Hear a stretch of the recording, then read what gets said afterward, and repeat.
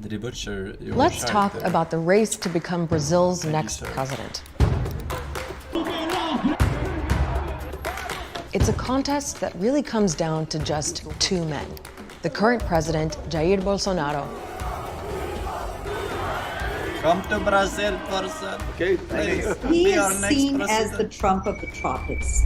And former President Luiz Inácio Lula da Silva. Olé, olé, olé, olá. Lula, Lula. He is both the most loved and the most hated politician in Brazil, maybe seconded by Jair Bolsonaro. Lula's ahead in the polls. And the big question is whether he can win outright in the first round. He'll need more than 50% of votes to do that, or it'll go to a second round runoff. And if Bolsonaro loses, it doesn't look like he'll go quietly. Não é uma luta da esquerda contra a direita. É uma luta do bem contra o mal. E nós vamos vencer essa luta.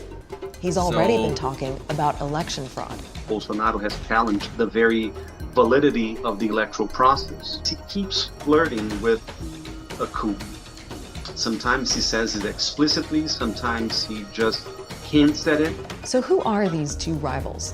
And why are Brazilians so divided over them?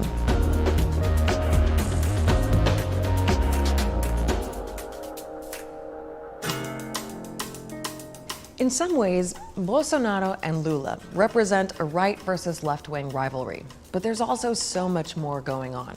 And a good place to start is the early 2000s. Lula became president in 2003 and served 2 terms until 2010.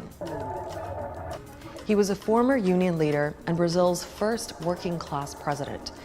It was a time when the economy was booming, and for a lot of Brazilians, life got better. There was the commodities super cycle that made a lot of dollars come to Brazil. His administration also did a lot of measures to protect low-income families. Lula left office with an 83% approval rating. The next president, Dilma Rousseff, was from the same workers' party, the PT, and was seen as Lula's handpicked successor. President Rousseff, Dilma Rousseff, was enjoying pretty high approval rates at the time, and all of a sudden Brazil went into this long turmoil. And one of the big questions that many people ask is, what happened to Brazil after 2013? Well, a couple of big things happened. First, the economy turned. There was a recession, people were losing their jobs, and prices were going up.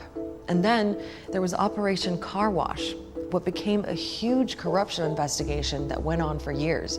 It basically uncovered a multi-billion-dollar money laundering and bribery scheme linked to the state-run oil company Petrobras. They revealed during the car wash operation that there was an involvement of pretty much every single major political party in Brazil with corruption scandals. That included Lula himself. In 2017, he was convicted of money laundering and corruption and ended up with a 12-year prison sentence, although he was released after about 18 months. Lula maintained he'd done nothing wrong and that all the charges were politically motivated. And by the way, the Supreme Court later annulled his convictions. So let's look at the last presidential election in 2018.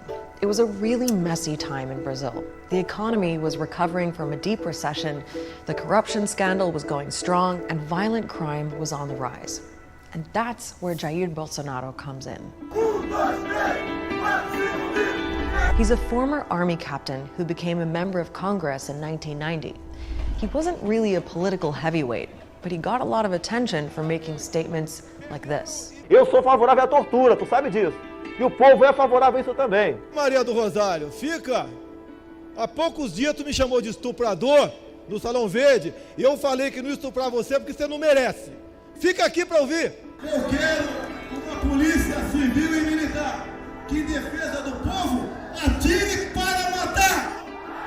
Now, he ran for president in 2018 on a platform all about making Brazil great again.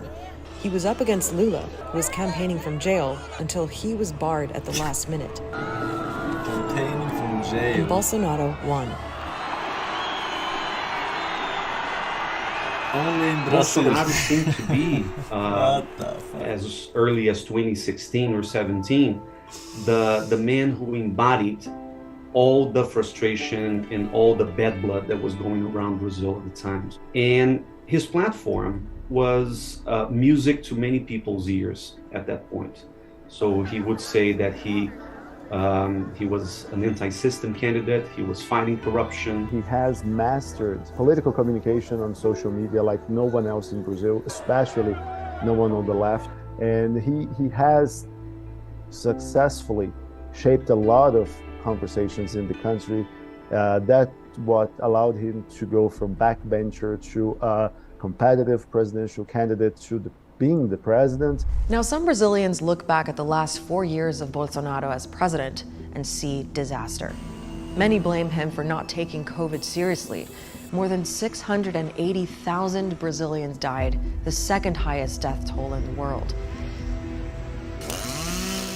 Then there's his environmental record.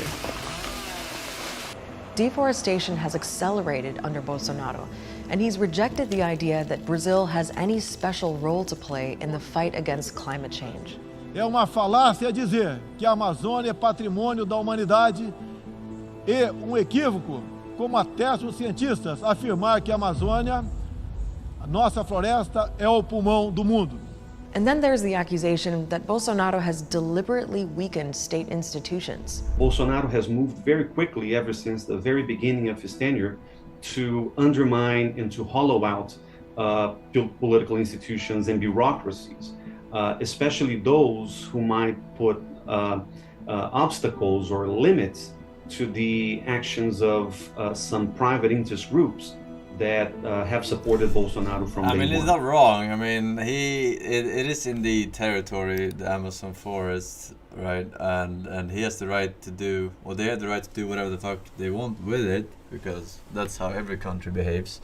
And if other countries wants them to not, burn or deforest, then they should pay a little tax, forest preservation or perseverance tax, right? So that they don't chop it down. They're basically paying for them not to chop it down. But they don't want to do that shit. They don't want to do that shit, so then they're gonna chop it down. I mean, I'm no Greta Thunberg, so I don't really care either way, but Grizo, welcome. Cloaker Boker, welcome back. Sad Tito.